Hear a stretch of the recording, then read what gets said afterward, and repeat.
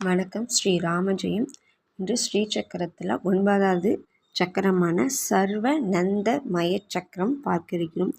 இந்த சர்வ நந்த மய சக்கரம் என்பது பிந்து நடுவில் இருக்கக்கூடிய பிந்துவில் மகா திரிபுர சுந்தரி வீற்றிருக்கிறார்கள்.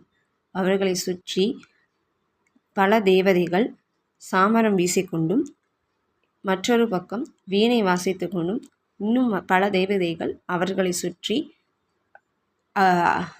வணங்குவது போல் காட்சியளிக்கிறார்கள். அந்த பிந்துஸ்தானத்தில் மத்திய திருக்கோணத்தில் காமேஸ்வரனும் காமேஸ்வரியும் ஆயுதங்களான பஞ்ச பானகம், தனுஷு, பாசம், அங்குசம் போன்ற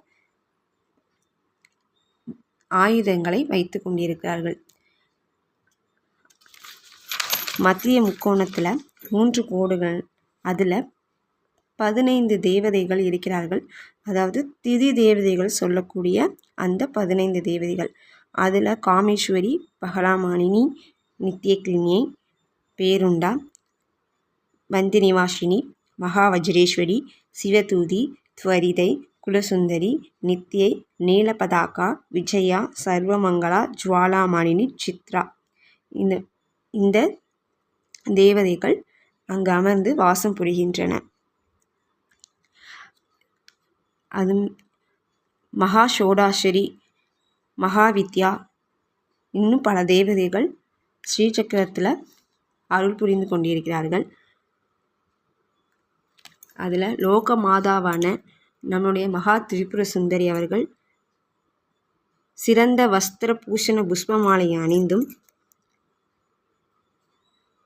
ஒட்டியானை அணிந்து கொண்டும் அழகான திருமேனியான குங்குமப்பூ போன்ற திருமேனியை கொண்டவளாகவும் அம்பாள் அங்கு அமர்ந்து நமக்கு காட்சி அளிக்கிறாள். மகா திரிபுர சுந்தரி பிந்துஸ்தானத்தில் அமர்ந்து மற்ற தேவதைகள் எல்லாம் அவர்களை வணங்கி நமக்கு காட்சியளிக்கிறார்கள்.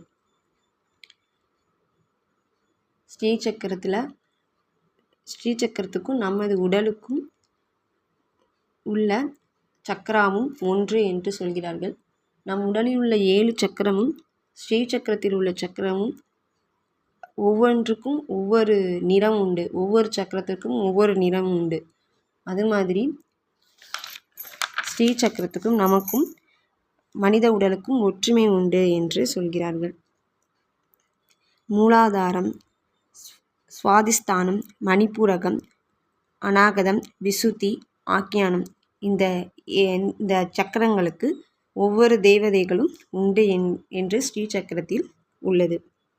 ஸ்ரீசக்கரத்தை அனைவரும் வணங்கி வழிபட்டால் வாழ்வில் முன்னேறலாம்.